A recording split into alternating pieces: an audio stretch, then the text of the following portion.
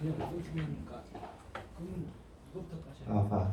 뒤에 말 잘 들리세요? 제일 뒤에. 그렇죠. 예, 반갑습니다. 오늘 강의를 진행하게 된 이근후라고 합니다.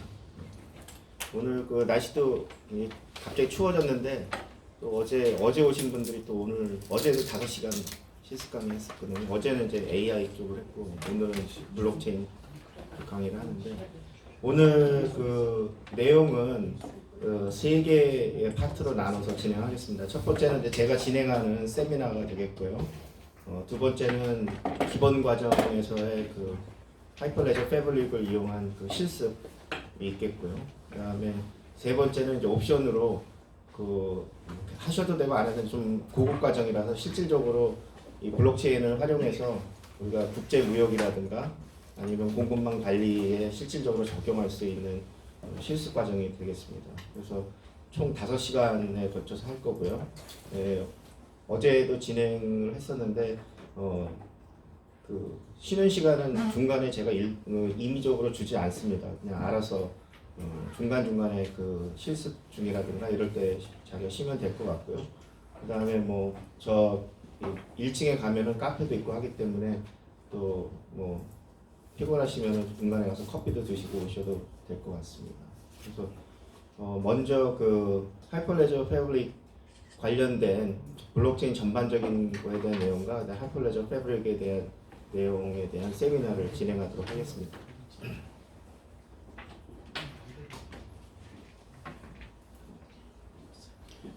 그래서 뭐 여기 내용은 굉장히 많은데요. 먼저 그 제가 이제 간단하게 뭐 현재 우리나라에서 지금 한창 진행하고 있는 4차 산업혁명에 대한 얘기도 많이 나오는데 사실 뭐 아직 4차 산업혁명이 왔다 안 왔다 이런 거는 뭐 아직은 설명하기 힘든 것 같고요. 그냥 전체적인 흐름으로 봤을 때는 뭐 지금 이제 3차 산업혁명까지는 왔으니까 4차 산업혁명이 올 거라는 건 있지만 뭐 명확하게 그것이 어떻다라는 건 아직 실체는 없는 상태고요. 다만 이제 뭐 우리가 잘 알고 있는 그 수밥이 쓴 그 클라우스 수왑이 쓴 이 책에 보면 뭐 앞으로 도래할 그 세계에 대해서 얘기를 하고 있는데 그냥 제가 간략하게 기술적인 관점에서 정리를 해놨습니다. 그래서 제가 생각하는 4차 산업혁명이라는 거는 이제 어떤 일들이 벌어지냐 하면은 여기 보시는 것처럼 이제 그 기술의 혁신이 일어나서 뭔가 우리의 그 경제 구조를 바꾸는 거죠. 항상 그래 왔었죠. 뭐 산업혁명이라는 것 자체가 그런 건데 근데 거기에 핵심적인 건 뭐냐면 셀프 러닝 머신 이게 이제 AI가 되겠죠. 그래서 저희가 어제 AI에 대한 얘기를 했었고요. 그 다음에 이제 그 빅데이터 데이터를 분석을 하죠. 그래서 이제 어떤 사업이나 아니면 이제 그러한 그 디지털된 사회 여기 디지털된 그러한 그 세상 얘기할 때 우리가 얘기하는 게 이제 IoT라는 얘기를 하고 있죠. 그다음에 이제 그런 것들을 신속하게 할 때 우리가 얘기한 통신이 되고 이제 현재 통신은 5G가 되겠죠. 그래서 이제 이런 것들을 어떤 식으로 하냐면 이제 객관적이고 그다음에 신뢰성 있게 여기서 이제 객관적이고 신뢰성 있게 데이터를 분석하고 거기로부터 가치를 창출하게 해주는 것이 블록체인이라는 거죠. 그래서 결국에는 이제 뭘 가져가냐면 우리 인류에게 새로운 경제적 가치를 만드는 것들. 이런 것들이 이루어지면 이제 그게 4차 산업혁명이라고 생각할 수 있겠고요. 근데 이건 이제 제 관점에서 본 거고, 그래서 거기에 핵심적인 기술들이 이제 나열이 되는데 이제 가장 기본이 되는 건 데이터죠. 지금 이제 데이터 시대니까 이런 데이터라는 것이 있고 거기에 디바이스는 뭐냐면 이제 IoT가 되겠고 통신은 5G가 되겠고 그거에 대한 지능은 AI가 되겠고 그런 것들이 신뢰성 있고 사람들한테 뭔가 객관적인 입장에서 이런 것들이 이루어지게 하는 것이 블록체인이다. 그래서 그러니까 블록체인이라는 얘기가 굉장히 많이 화두화되고 있고 뭐 우리나라에서도 뭐 이런 거 암호화폐 관련해 가지고 굉장히 이슈가 되고 사회적인 문제도 되고 뭐 논란도 되고 뭐 이런 거가 있는데 사실은 블록체인은 우리한테 주는 이 밸류는 뭐냐면 이 트러스트라는 거예요. 블록체인 기술이 우리한테 주는 거의 가장 핵심 포인트는 뭐냐면 신뢰라는 거죠. 그러니까 우리가 어떠한 그 경제적인 시스템이나 뭐 아니면 기술적인 시스템을 얘기할 때 항상 먼저 생각해야 되고 왜 블록체인을 써야 되느냐를 먼저 생각해요. 무조건 한동안 뭐 제가 보니까 한 한 1년 전, 2년 전만 하더라도 무조건 앞에다 블록체인을 붙여요. 굉장히 막 이슈가 됐을 때는 그냥 블록체인 앞에다 붙이면 다 뭔가 새로운 것이 된다라고 그런 거가 있었는데 그런 게 아니고요. 처음에 블록체인이라는 것 자체가 우리한테 주는 가장 기본적인 트러스트라는 거, 신뢰라는 거를 바탕에 뒀을 때 우리가 왜 블록체인을 도입해야 되느냐. 거기 이제 우리가 그러니까 가장 기본적으로 생각할 수 있는 게 이제 비트코인이죠. 비트코인 지금 중동에서 지금 뭐 이란하고 미국하고 이렇게 하면서 갑자기 이제 비트코인 가격이 뛰었다. 그래서 그 가격이 뛰었다라는 건 뭐냐면은 우리가 얘기하는 그 화폐의 그러니까 우리가 얼터너티브 한 그런 그 화폐의 대용 가치를 비트코인이 줄 수 있다라는 건 이미 입증이 됐다라는 거거든요. 왜냐면은 우리가 그 화폐라는 것 자체가 지금 경제 구조를 돌리는 어떻게 보면 이제 그 기름이죠. 오일과 같은 그런 건데 이런 경제 흐름에서 화폐의 기능을 대체할 수 있는 뭔가가 우리가 지금 보면 이제 가치를 갖고 있는 거죠. 가치를 갖고 있는 게 대부분 이런 게 있을 때 뛰는 것이 금이었는데 지금 이제 비트코인이 뛰고 있죠. 그렇다는 얘기는 이제 가치에 대한 대체 요소로서 화폐의 가치 대체 요소로서 비트코인이 그 역할을 하고 있다라고 보는데 그 비트코인이라는 것 자체가 왜 블록체인을 썼냐라는 거죠. 그거를 생각해 보면 되는 거죠. 그거는 임의의 불특정 다수가 모두 다 참여해서 그 서로 간의 가치를 그 코인이라고 하는 것들을 통해서 가치를 교환하는 시스템을 만들 때에 누군가가 신뢰를 보장할 수 있는 그러한 기능이 없죠. 왜냐하면 이게 우리가 얘기하는 P2P라는 얘기에서 그냥 개인과 개인 간의 거래가 성립하기 때문에 그러면 거기에 우리가 만약 화폐 시스템은 우리가 중앙 정부가 신뢰를 주는 그 기능을 하잖아요. 그 다음에 뭐 우리가 얘기하는 신용카드다 그러면 이제 신용카드 회사가 그런 그 중앙에서 우리가 센트럴라이즈 된 데서 신뢰를 주죠. 그래서 사람들 간의 거래에 있어서의 신뢰를 보장해주는 기관이 존재를 하는데 블록체인은 그런 것이 존재를 하지가 않죠. 이미 불특정 사람들이 전부 다 개인 간의 거래를 하기 때문에 그래서 결국에는 신뢰를 보장할 수 있는 방법이 뭐냐라고 해서 이제 나온 것이 블록체인을 도입하자. 블록체인 그리고 이제 흔히 이제 잘못 알고 있는 게 블록체인은 보안 기술이다. 맞나요? 아니죠. 블록체인을 쓴다 그래서 보안이 증가하는 게 아니죠. 우리가 얘기하는 시큐리티가 증가하는 게 아니죠. 그게 굉장히 사람들이 많이 착오를 하는 거죠. 블록체인은 오히려 개방이죠. 누구나 다 들어와 가지고 볼 수가 있죠. 개방. 우리가 흔히 얘기하는 비트코인, 이더리움 이런 것들은 다 누구나 들어와 가지고 볼 수가 있어요. 내용을. 그래서 그 착각하는 사람들이 이제 블록체인은 우리가 암호화 기술이라는 걸 도입했다 그래가지고 그게 우리가 생각하는 것처럼 뭐 바이러스를 뭐 한다거나 해커가 들어왔을 때 그걸 방지하는 보안 기술이 아니거든요. 다만 이제 그게 줄 수 있는 게 뭐냐면은 이제 어떠한 그 중앙 집중적으로 어떤 데이터를 그 소유하고 있지 않고 블록체인이라고 하는 블록으로 엮어서 그것들을 모두 다 소유하고 있기 때문에 데이터가 어느 한 곳에 해킹당했다고 해도 다른 곳에 이미 있기 때문에 그러한 대안적인 거가 되지만은 근본적으로 블록체인이라는 것 자체가 우리에게 보안을 주는 건 아니거든요.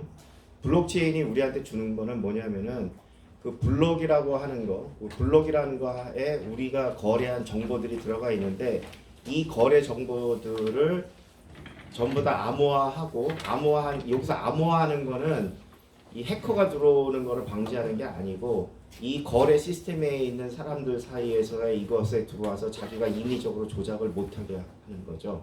그리고 거래 정보가 과거로부터 현재까지 미래까지 전부 다 연결이 되기 때문에 모든 그 거래 내역이 트랜스페런트 그러니까 투명하다라는 거죠. 우리가 얘기하는 뭐 문제가 생기면 우리가 뭐 거래 내역 추적하고 이건 추적을 할 필요가 없는 게 이미 다 그 안에 추적이 되게끔 돼 있고 그 다음에 아까 얘기한 그 암호화를 쓰는 이유는 뭐냐면은 여기에 있는 정보를 누가 들어와서 임의적으로 변조하고 이런 일들을 방지하기 위해서 하기 때문에 그게 신뢰를 주는 거죠. 이 정보가 트랜스페런트하고 이 정보는 누가 와서 임의적으로 변동할 수 없기 때문에 어떤 일들이 일어났다라는 거가 투명하게 그게 반영이 돼 있다라는 것이 누구도 와도 뭔가를 자기 임의대로 거짓말을 할 수 없다라고 해서 신뢰를 주는 기술이 블록체인이 되는 거죠. 그럼 블록체인이라는 것 자체가 신뢰를 주는 기술이기 때문에 우리가 어떤 새로운 블록체인을 응용한 뭔가 새로운 거를 우리가 생각할 때에는 항상 생각해 왜 블록체인을 도입했을 때 그럼 왜 도입하냐면 블록체인을 도입했을 때 가치가 있어야 되는 거죠. 그러니까 이제 첫 번째는 뭐냐면 제일 좋은 거 뭐냐면 블록체인이 없으면 안 돼. 그러면 가장 좋은 거죠. 그게 뭐냐면 비트코인이에요.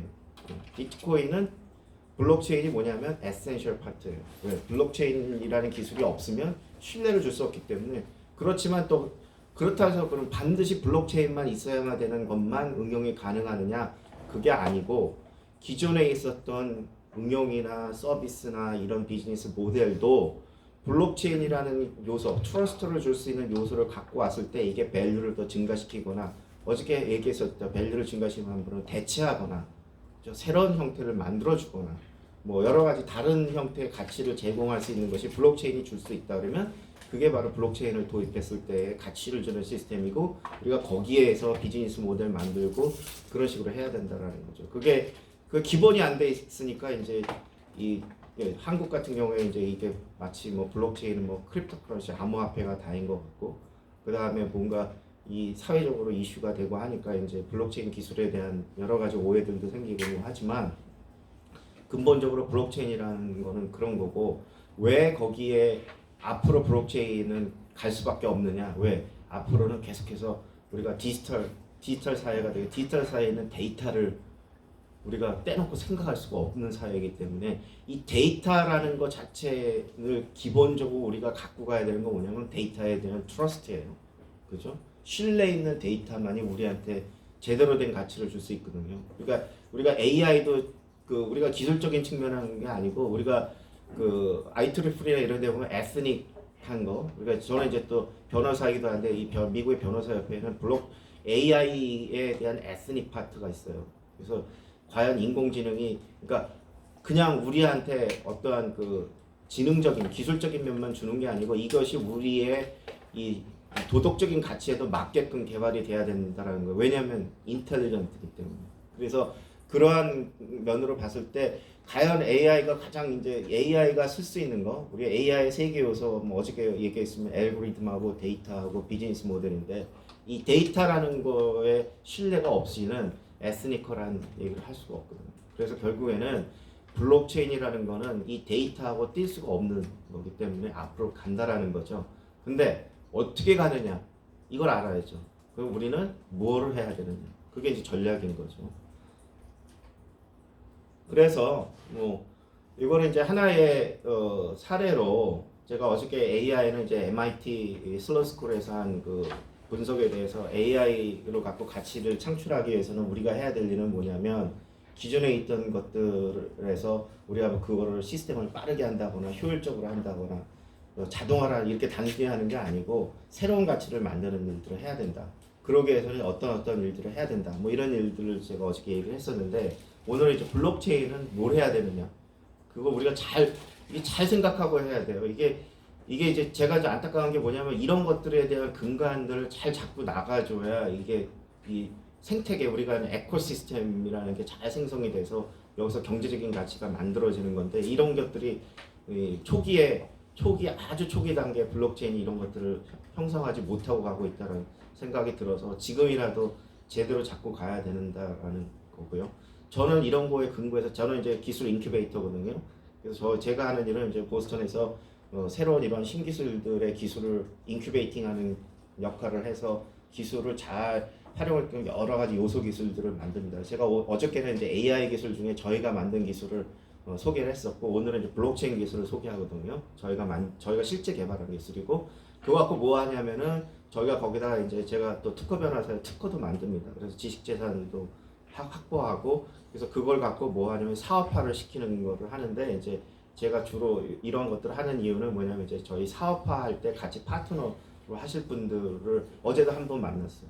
그래서 이제 보스턴에 돌아가기 전에 한 번 더 만나서 서로가 얘기해서 우리가 갖고 있는 기술과 그분이 갖고 있는 사업적인 경험과 한국이라고 하는 비즈니스 무대에서 어떻게 할 거냐를 좀 고민할 건데 오늘도 제가 하는 목적은 뭐냐면 저희가 이제 기술 인큐베이션 한 거에서 여러 가지 이제 블록체인 기술들이 있는데 이제 저는 그걸 갖고 사업은 제가 직접 안 하고 이제 사업에 좀 더 좀 잘할 수 있는 분들하고 해서 우리가 기술을 제공하고 이번에 그쪽 쪽에서 이제 사업적인 얘기를 해서 이제 파트너십으로 가는 일들을 하고 있거든요. 그래서 그런 것들 할 때 이제 저도 되짚어 보죠. 내가 지금 right track, 그러니까 correct track이라고 하죠. 제대로 가고 있는가.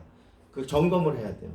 내가 지금 제대로 가고 있는가. 내가 지금 개발하고 있는 것이 현재 상태에서 제대로 가고 있고 앞으로 제대로 그 시장에 들어가서 재화를 창출할 수 있는 수익을 창출할 수 있는가 이런 걸 항상 점검하고 가야 되는 거. 그래서 저도 이제 그런 일을 하다 보니까 항상 관심을 갖게 되는 거고 이제 이거는 이제 오늘 그래서 제가 정리를 해드리는 거예요. 그래서 이거는 뭐냐면 자 AI 기술하고 블록체인 기술은 아까 이제 핵심적인 기술이 약간 성격이 틀려요. 그런데 이제 블록체인 기술은 아까 보셨겠지만은 AI는 우리가 얘기하는 것처럼 굉장히 리얼리스틱해요. 그러니까 우리가 뭐 인텔리전트한 파트와 같은 건데 블록체인은 뭐냐면 펀더멘탈 인프라스트럭처예요. 신뢰. 우리 얘기하겠죠. 다르잖아요. 그죠? 그래서 접근 방법이 틀려요. 우리가 얘기하는 뭐 4차 산업혁명의 핵심 기술이라고 우리가 얘기하는 것처럼 뭐 4차 산업혁명 뭐 이렇게 가고 저렇게 하고 그렇게 가야 되는 게 아니고 기술이 어떤 기술이냐에 따라 가지고 우리가 달리 전략을 세워야 되는데 AI와 블록체인은 제가 어제 오늘 하니까 비슷할 것 같죠? 전혀 다른 기술이에요. 전혀 다른 성격이고 전혀 다른 에코시스템을 만들 건데 우리가 생각하는 것처럼 AI는 우리가 어떻게 보면 엘리먼트 기술이라고 볼 수 있고요. 그 다음에 요 블록체인은 인프라스트럭처 기술이에요. 그래서 접근 방법이 틀려요. 그리고 요거는 그 좀 더 롱통으로 봐야 돼요. 인프라스트럭처 기술. 우리가 인터넷 생각해 보시면 돼요. 그래서 자 그렇게 봤을 때 뭐 이렇게 생각할 수도 있겠죠. 만약에 이제 우리가 산업혁명이라고 생각한다면 이 도로가 블록체인이라고 생각한다 그러면 그 위에 올라가는 자동차는 AI 이렇게 생각하시면 돼요. 요소와 인프라 이렇게 생각하시면 돼요. 그래서 접근 방법이 틀리다 하는 거고요. 자 그랬을 때 이제 제가 많이 인용하는 것이 이제 하버드 비즈니스 스쿨에서 그 제가 가장 신뢰하는 교수예요. 인사트라는 교수는 제가 제가 그 첫 번째 뭐냐면 저하고 학위가 같아요. 저는 미국 존스 홉킨스 대학에서 물리학으로 박사가는데 이 사람도 물리학 박사인데 지금 비즈니스 스쿨의 기술 경영 교수거든요. 근데 물리학을 전공해서 그런지 굉장히 시스테매틱해요. 그 접근하는 방식이. 그래서 제가 굉장히 이 사람이 한 그 비즈니스 리뷰는 꼭 읽어보는데 이제 제가 예전에 많이 인용했던 것이 뭐냐면 테크놀로지 어시뮬레이션이라는 거를 이 사람이 주장했는 게 뭐냐면 저 공감하는 게 뭐냐면 기술은 돌고 돈다. 무슨 얘기냐면 한 세대에 어떤 기술이 나와가지고 시장에 성공을 못하더라도 그 다음 세대에 자기의 때를 만나면 성공한다. 그런 게 뭐냐 우리가 주위에 알고 있는 스마트폰이 그런 거예요. 스마트폰이라는 거는 기존에도 있었고 우리가 음성통신 뭐 우리가 사람 커뮤니케이션이라는 게 있었는데 우리가 피처폰이 나오고 그 다음에 스마트폰도 그 비슷한 시기에 노키아라는 데가 이미 이 애플이 스마트폰을 우리 시장에 내놓기 10년 전 이상부터 있어 왔던 것들이에요. 그런데 이게 왜 갑자기 떴느냐 하는 게 우리가 얘기하는 스티브 잡스가 잘해서 그런 것도 있어요. 그런 것도 있지만 또 뭐냐면 타임 투 마켓이라는 게 굉장히 중요한데 타임 투 마켓을 잘 맞추는 거죠. 스티브 잡스가. 근데 그때 타임 투 마켓이라는 게 이 사람의 얘기는 뭐냐면 뭐 하나의 예를 들자면 스마트폰이 그 전에 나와서 왜 성공 못했냐? 통신이 받쳐주지 못해요. 2G 갖고는 될 수가 없어요. 스마트폰은 우리가 데이터, 동영상 위주인데 그 10년 전에는 우리 기술이 2G, 3G. 근데 이것이 LTE로 넘어가는 시기에 나오면서 딱 맞아 떨어졌던 거죠. 그러니까 커뮤니케이션 인프라스트럭처가 받쳐주고 그 다음에 뭐냐면 우리가 얘기하는 이 인터넷이 빨라지면서 우리가 있는 하이스피드 인터넷이 들어오면서 뭐냐면 사람들이 웹이라는 걸 경험을 많이 시작하는 거예요. 멀티미디어를 경험하기 시작하는 거예요. 그래서 스마트폰이라는 거에 대한 이 사회적인 컨센서스가 이루어진 거죠. 사람들의 니즈가 생기기 시작하는 때에 딱 맞춤형으로 이 애플이 사람들의 마음을 사로잡는 아이폰을 내놓으니까 성공하는 거죠. 그래서 무슨 얘기냐면 기술이라는 것이 나왔을 때는 이것이 시장에서 성공하기 위해서는 그 기술만 좋아서 되는 게 아니고 다른 그 기술을 뒷받침하는 인프라스트럭처 기술이나 플랫폼이라든가 애플리케이션이나 사람들의 인식이 다 같이 맞아 떨어져야지만 시장에서 성공하는데 그게 한 시대에 성공 못하다가 다음 사이클에 가서 성공할 수 있다. 우리가 그 기술 저도 이제 MIT 슬론에서 이제 기술 쪽에 대한 경영을 좀 공부를 했었는데 거기서도 보면 이제 우리가 흔히 얘기하는 기술의 S 곡션 우리가 이렇게 되지 않는다라는 거 이렇게 가서 한 주기 가서 그 다음에 사이클링 한다라는 게 이 사람의 그런데 저는 이제 공감을 했고 이 사람이 이제 이런 일을 많이 했던 사람이에요. 그래서 이 사람이 했던 것들 바탕으로 해서 자기가 그동안 경험했던 기술의 라이프 사이클이라는 기술의 시장의 성공을 갖고 블록체인을 진단을 했어요. 그래서 이렇게 블록체인을 갖고 4사분면으로 했는데 제가 이거는 자료를 공개할 테니까 읽어보시고 하버드 비즈니스 리뷰의 블록체인이라고 하는 책을 얼마 비싸지도 않아요. 그래서 한번 읽어보시면 좋을 것 같은데 여러 내용들이 제가 이거는 하는 거고 다만 이제 여기서 제가 딱 하고 있으면 이 사람이 얘기한 게 단계별로 앞으로 블록체인이 진화할 거다라고 한 거죠. 그래서 첫 번째 단계는 뭐냐면 하나의 블록체인 아까 트러스트라는 거를 강력하게 줄 수 있는 블록체인이 반드시 와서 해야 되는 거고 그러한 것으로 해서 에코시스템이 형성이 되면 반드시 쓸 수밖에 없는 아주 심플한 비즈니스 모델이 처음에 나오는 것이 비트코인인 거죠. 그래서 1단계는 비트코인이고 두 번째는 뭐냐면은 아주 그 인더스트리에서 잘 알려진 문제를 블록체인이 해결할 수 있는 거를 갖고 와서 거기로부터 문제들을 해결할 때 이때 뭐냐면 이 블록체인이라는 거 뭐냐면 신뢰 기술일 때 항상 뭐냐면 상대적인 거예요. 멤버들이 들어와야 돼요. 혼자 하는 기술이 아니에요. 멤버들이 들어가기 때문에 이 멤버들 사이에 서로가 문제 없이 해결돼야 돼줘야 되는 것들로 가져야 되는 스테이지. 그게 뭐냐면 이제 우리 지금 현재 하고 있는 금융권들에서 여러 가지 우리가 디센트럴라이즈 파이낸싱이라고 하는 것들이 지금 이제 미국에서 블록체인에서 가장 핫 이슈인데 이제 이 금융권에 있는 사람들이 이러한 그 파이낸싱 쪽에 우리가 얘기하는 핀텍이라고 하죠. 핀텍에서 자기네들끼리만이 어떤 애플리케이션에서 블록체인을 적용해서 할 수 있는 일을 하고 있는 거고. 그다음에 두 번째가 그 유사한 게 뭐냐면 이제 그 지금 오늘 저희가 강의하려고 하는 프라이빗 블록체인을 써서 프라이빗 블록체인은 완전히 모든 오픈되는 게 아니고 여기에는 어느 정도의 센트럴라이즈된 기능을 해요. 그래서 거기에 이제 그 우리가 이제 하이퍼레저 이따 실습하게 되는 그 서티피케이션 어토리티라고 하는 거를 줘요. 이 하이퍼레저는 그래서 여기서 들어오는 멤버들을 컨트롤해요. 그래서 이러한 그 컨트롤하기 때문에 이 많은 멤버들을 안 하고 몇몇 멤버들끼리만 하는데 그런 몇몇 멤버들끼리도 서로가 신뢰를 줘야 되는 거예요. 이거 간단한 게 뭐냐면 국제 물류 있다가 이제 할 건데 그런 게 뭐냐면 이제 우리가 무역을 하게 되면 이제 사는 사람이고 파는 사람이 나라가 다르면 그 안에서 어떤 일을 하면 서로 못 믿잖아요. 그죠? 우리가 물건을 사는데 저쪽에 있는 뭐 해외 무역하려면 저쪽에서 어떤 사람 파는 사람한테 가가지고 아 너 물건 좋은 거 같은데 사야 되겠는데 그러면 어떻게 돼요? 뭐 우리가 신용장 발급하고 은행에 가서 뭐 하고 뭐 LC 발급하고 그러면 뭐 거기서 떨어지면 여기다 하면 야 우리 이제 LC 됐으니까 뭐 누가 지급 보증 해주고 막 이런 일도 하잖아요. 왜? 신뢰를 못 하니까 서로가 그죠? 그래서 그 신뢰를 못 하는 것들을 블록체인이 와서 해줄 수 있다라는 거죠. 그래서 문제가 서로가 계약상의 문제가 생겼을 때에도 서로가 발표 못하는 거죠. 자, 봐 블록체인에 너 여태까지 했던 거 다 들어있잖아.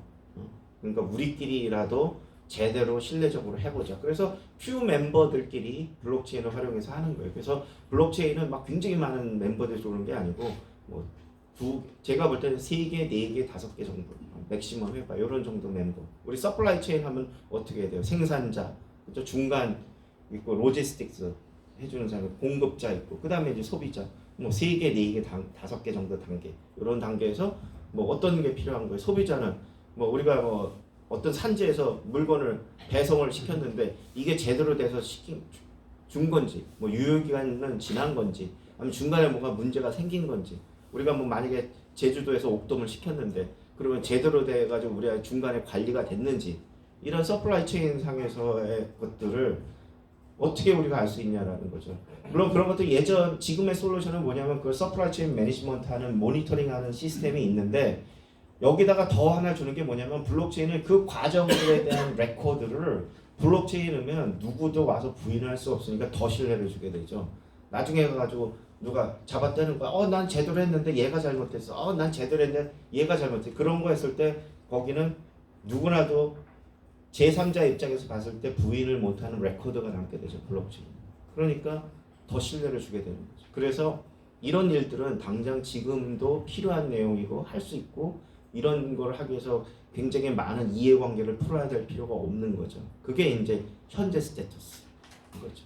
그래서 제가 오늘 여러분들한테 하이퍼레저 패브릭 하는 게 뭐냐면 지금 블록체인이 해야 될 거는 그 단계는 하이퍼레저 패브릭 같은 프라이빗 블록체인이나 아니면 크로즈 시스템에서 자기들끼리만 하는 금융 같은 것들 이런 것들이 필요하다는 거.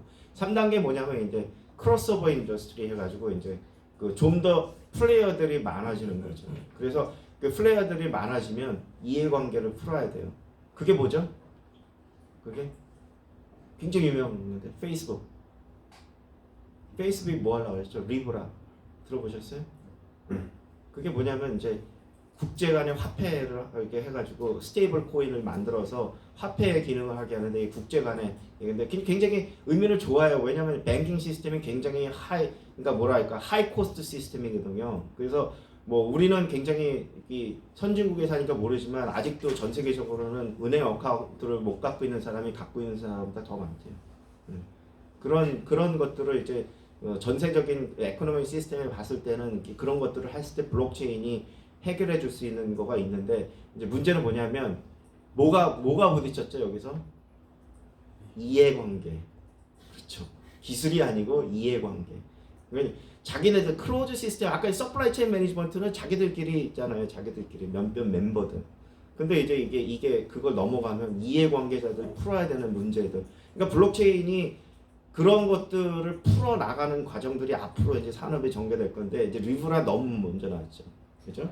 굉장히 앞서서 나왔죠. 여기서 얘기하면 그 앞으로 10년 후에 이루어질 일이고 지금은 이 초창기에 이 크로즈 시스템에서 이 스몰 멤버들 간에 이것들을 해줘야 되는 거가 되는데 이제 너무 먼저 나와가지고 이해관계에서 딱 부딪혔죠. 리브라 그렇게 된 거죠. 자, 그 다음에 이제 한 20년, 30년 후에 우리가 완전히 우리 그냥 인터넷을 쓰지 블록체인이 너무나 자연스러워. 그냥 우리 블록체인 얘기 안 해도 돼. 그런 기술이 뭐죠 지금? 와이파이. 그죠? 와이파이는 할머니도 알죠. 그죠? 지금. 그죠? 그 다음에 뭐 와이파이 정도는 아니지만 그 다음 뭐죠? 블루투스. 그죠? 왜냐면 제가 이거 다 초창기 했던 사람이거든요. 그래서 그거 알아요. 어떻게 했고 한국 스타트업들이 어떻게 했고 다 망했죠 지금. 뭐 어떻게 했고 뭐 이런 걸 다 알기 때문에 그런 얘기하죠. 그 20년 전에 지금 이런 거 같은 열띠게 이런 걸 했었어요. 제가 한국에 블루투스 산업협회 같은 걸 만들어 가지고 막그 100개 이상의 지금처럼 막 스타트업 해가지고 앞으로 블루투스가 지배하는 세상이 온다 막그 20년 전에 막 하고 막 어싸어싸하고 막 했었거든요. 근데 지금은 어떠냐면 그냥 우리 생활에 블루투스가 들어와 있잖아요. 그죠? 누가 뭐 얘기 안 해도 그게 그렇게 걸린다라는 거예요. 우리가 생각하는 게 그렇게 금방 오지 않아요. 모든 기술들이. 특히 큰 기술들. 근데 이거 블록체인 굉장히 큰 기술이거든요. 근데 이제 4단계가 뭐냐면 우리나라의 그 스타트업들이 초기에 이거 하겠다고 떠든 기술이에요. 뭐예요? Decentralized Autonomous System. 완전히 탈중앙화된 자율적 시스템 만들겠다고. 필로소피 한 30년이나 20년 후에 이루어질 거를 우리 스타트업들이 달려들었어요. 그래가지고 막 메인넷 만든다 그리고 ICU하고 난리쳤죠. 그죠? 20년, 30년 후에 정착될 걸 갖고. 그게 우리 현실이었어요. 그러니까 이게 뭐가 물론 그런 거를 해야 돼요. 왜? 예전에 블루투스 그런 거가 초기에 그런 것들이 환상이라는 것이 있었기 때문에 투자가 들어왔고 했는데 우리는 그렇다고 해서 그런 것들을 안 해야 된다는 건 아닌데 그런 거 우리가 안 해도 돼요. 스타트업들이. 그런 거 누가 하면 돼요? 대기업들이 이렇게 무리게 구글이나 이런 애들이 하잖아요 지금. 그죠? 페이스북도 보세요. 3단계 그 정도까지 했는데도 지금 확 부딪혔잖아요. 그죠? 그런 정도 레벨의 추진력이 있어도 부딪히는데 우리는 뭐 하겠다고 했어요? 20년, 30년 후에 일어날 Decentralized Autonomous System을 우리가 하겠다. 그래서 ICU하고 난리쳤어요. 그러니까 안 나오죠. 결과가. 그죠? 코인만 발행해놓고 안 나오죠. 결과 안 나올 것 같고 떠들어. 근데 그렇게 갈 수밖에 없었냐면 왜 그랬냐면 그런 걸 떠들어야 사람들이 투자하니까. 우리의 그 현실이었던 거고. 자, 여기 오신 분들은 이제 현실로 가져라는 거죠. 자, 우리 스타트업들은 뭐를 해야 되느냐? 2단계 단계. 그죠? 클로즈 시스템에서 작게 그죠? 새로운 가치를 만들 수 있는 애플리케이션, 비즈니스 모델 만들고 현실적 기술을 적용해 나가고 그 기술이 현재의 애플리케이션에 맞게끔 그거를 잘 활용하게끔 좀 더 개발시켜주고 하는 것들이 필요하다라는 거예요. 그게 이제 오늘 여러분들의 주제가 이제 하이퍼레저 패브릭인데 제가 그걸 다 해봤거든요. 그래서 저는 과거의 경험들이 있잖아요. 제 느낌으로는 하이퍼레저 패브릭도 굉장히 어울리 스테이지. 굉장히 뭐 우리가 얘기하는 IBM 뭐 이런 큰 데들이 달라붙었지만 제가 이걸 써본 느낌으로는 굉장히 앞으로도 많은 일들을 해줘야만 인더스트리에서 우리가 정착을 할 수 있는 거여서 좋은 얘기는 뭐냐면 할 게 많아요. 굿뉴스는 여기 계신 분들이 하이퍼레저만 갖고선도 먹고 살 게 많다는 거. 그게 제가 느낀 할 일이 많다. 할 일이 많다. 제가 이제 어저께도 했지만 이제 우리는 아까 했죠. 팬시 너무 좋아요. 우리나라 사람들 뭐 기술하면 왜 그러니까 우리나라 사람들처럼 지식 습득에 빠른 사람들이 없어요. 미국 사람들 되게 무식해요. 저는 미국에서 한 20년 있었지만 우리나라 그러니까 일반적인 개개인을 보면요. 우리나라 사람들이 훨씬 스마트해요. 개개인들. 그리고 굉장히 어떻게 나쁜 말은 약어요. 그리고 지식 습득이 굉장히 빨라요. 그리고 잘 알아. 근데 또 그렇다고 해서 그럼 현실적인 것들을 잘 알면 그것도 아니야. 또 깊이는 없어요. 근데 피상적으로 잘하니까 얘기하면 말빨 달려서 못하는 거죠. 왜? 무슨 하나 얘기하면 다 말꼬리 잡잖아요. 그죠? 그거는 이거 이렇게 저기서 들으니까 그죠? 저도 왜냐면 미국에서 유학 생활하면 제가 제일 하는 게 단속하는 게 와이프들끼리 못 만나게 해요. 와이프들끼리 만나서 한인 그 학생회가 깨지잖아요. 그죠? 서로 싸우잖아요. 왜? 남의 집 얘기를 해요. 자꾸 남의 집 얘기. 네 남편은 어쩌고 내 남편은 어쩌고 우리 시댁은 어쩌고 저쩌고 하면서 뭐 그러니까 저도 미국 와서 그런 게 휘말렸던 게 뭐냐면 이게 와이프들끼리 만나는 데서 이 분쟁이 생겨. 분쟁이 우리나라 사람들은 만나가지고 그래가지고 하는 게 뭐냐면 너무 잘 알아. 남들에 대해서 좀 몰랐으면 좋겠는데 미국 애들은 관심이 없어요. 남들 하는 거. 우리 너무 관심 주위 너무 잘 알아. 그러니까 제가 이런 거 기술 제가 개발한 거 갖고 여기에서 얘기하면은 하는 게 뭐냐면 그거 어디서 했고 뭐 그거 어디서 했고 더 팬시한 거 없네. 근데 제가 얘기하죠. 너 해봤나? 안 해봤거든. 해본 거하고 안 해본 건 틀리거든. 경험해본 거와 아닌데 우리는 간접 경험을 너무 많이 해요. 남들이 한 거 간접 경험들을 너무 많이 하고 사람들이 굉장히 어떻게 보면 스마트하다 보니까 남들이 하는 거 잘 인정 안 하고요. 근데 자기도 잘할 것 같은데 막상 하면 못하죠. 그게 겁나서 못 들어가지. 말만 하면 잘하죠. 그죠? 말로는 뭐 못할 게 뭐 있어 이 세상에. 그죠? 그런데 실제 해보면은 특히 소프트웨어는요. 제가 단역하는데 그런 기술이 아니에요. 소프트웨어는요. 교과서 이렇게 책 하나 주면 책 한번 따라가 보세요. 제대로 되는 거 하나도 없어요. 다 해보면 저는 다 해보거든요. 저는 이제 제가 뭐 코딩을 하지 않지만 제가 기술 개발할 때 적어도 엔지니어들하고 얘기하고 제가 인사이트를 줘야 되기 때문에 되는 거 안 되는 거 제가 다 해봐요. 그래서 오히려 제가 하면서 안 되면 주변 엔지니어들이 그걸 풀면서 자기네들이 그걸 더 느끼고 더 개발해야 되는 아이디어도 얻고 하는데 소프트웨어는 해보면 안 되는 게 더 많아요. 그거 다 풀어가면서 해야 돼. 어떨 때 이런 느낌이 들어요. 겁이 나는 거예요. 솔직히 제가 AI나 그죠? 블록체인 하다 보면 어떤 생각이 들면 현재 이 기술 갖고 제품을 만들면 겁나는 거예요. 문제 생길까? 왜? 안 되는 게 너무 많은데 그걸 갖고 만든 기술을 누구한테 사람한테 쓰라고 준다는 거랑 똑같은 거예요. 그 잘하는 사람은 그런 얘기를 못하는 거죠. 팬시한 거 갖고 와라는 얘기를 못하는 거예요. 왜? 지금 필요한 건 팬시한 게 아니고요. 사람들이 안심하게 쓸 수 있는 우리가 얘기하는 안심할 수 있게끔 완전히 숙성되고 완전히 테스트해가지고 신뢰할 수 있는 기술을 주는 게 팬시한 거예요. 그냥 말로 하면 뭘 못하겠어. 30년 후에 하고 우리나라 1년에 다 했잖아요. 말로. 그죠? 그래가지고 ICO 해놓고 하나도 못하잖아요. 그런 게 이제 현실이라서 백투 베이식 하자라는 거예요. 그래서 여기서 얘기했던 거니까 그걸 한번 보시면 될 것 같고요. 이제 제가 이건 핵심이기 때문에 얘기하고 나머지는 여러분들이 다 아는 거예요. 그래서 비즈니스 모델 이런 거 한번 만들어 보시라고 한 거예요. 그래서 이런 툴들이 있다 하는 거고 이거 그냥 보세요. 그 다음에 뭐 블록체인 컴포넌트도 제가 안 할게요. 이거 뭐 우리가 다 아는 것처럼 우리가 얘기하는 블록체인의 퍼블릭 체인 같은 경우에는 거기 들어가는 요소들이 블록체인, 블록이라는 게 있죠. 그리고 그걸 체인으로 묶어야 되고 그런 것들을 보유하고 있는 우리가 노드라는 거, 우리가 피어라는 게 있어야 되고 그런 것들이 서로가 커뮤니케이션 할 수 있는 네트워크, P2P 네트워크가 있어야 되고 거기서 문제가 생겼을 때의 합의 시스템, 우리가 컨센서스 시스템이 있어야 되고 뭐 이런 것들 등등등등 있는데 이건 나중에 보시면 될 것 같고요.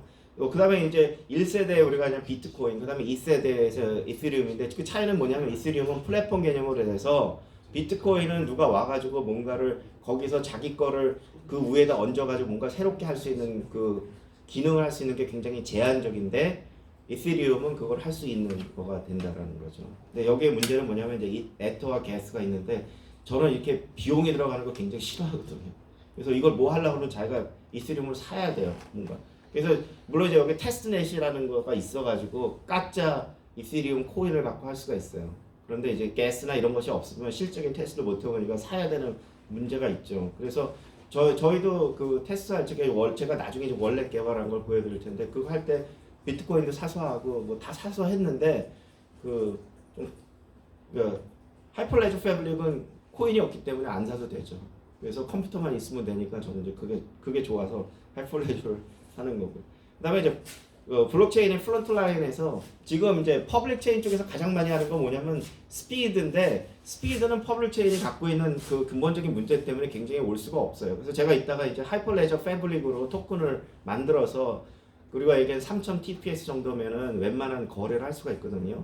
그래서 뭐 퍼블릭 체인에서 못 하는 거는 이제 제가 해결하고 나가는 걸 보여드릴 거고요. 그래서 그런 것이 이제 현재 이슈고 그다음에 뭐 여러 가지 문제들이 있어요. 스피드뿐만 아니고 뭐 인터오퍼럴 문제라든가 프라이버시 문제들 뭐 여러 가지가 있는데 그런 것들 하기 위해서 열심히 하고 있어요. 퍼블릭 체인 사이드에서는.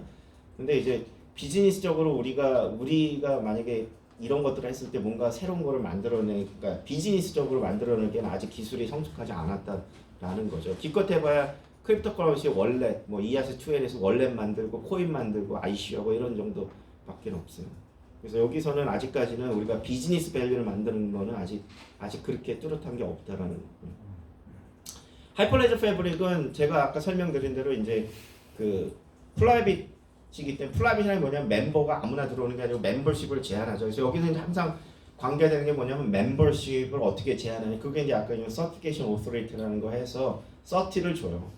여기에 이제 우리가 이제 PKI라고 하는 뭐 여러 가지 기술들이 나왔는데 뭐 제가 이런 거 다 설명하면은 시간이 없을 것 같고요. 그냥 가장 에센셜한 파트만 하면 여기 이제 피어라고 하는 것이 있는데 이 피어가 어떤 일들을 하느냐면 알고 있어야 돼요. 피어라는 것 자체는 뭐냐면 우리가 처음에 트랜잭션이라는 거 우리가 뭐 토큰을 주고받거나 아니면 이런 거에서 우리가 트랜잭션이라는 걸 유저가 주면 피어가 어떤 일을 하면 인도싱이라는 거예요. 인도싱이라는 건 뭐냐면 이제 이거는 제대로 된 트랜잭션이라는 걸 처음에 허가를 내려줘야 돼요.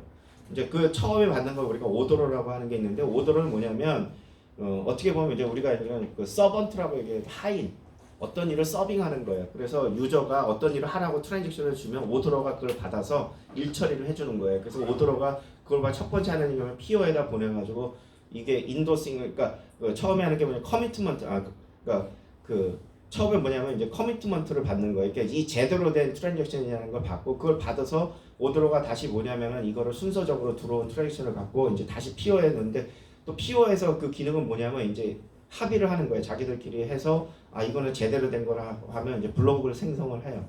블록을 생성하면 다른 PO한테 전하면 이제 블록체인이 만들어지고 PO에 저장이 되는 그런 순서로 해서 이제 그거에 대한 건 제가 설명을 할 거고요.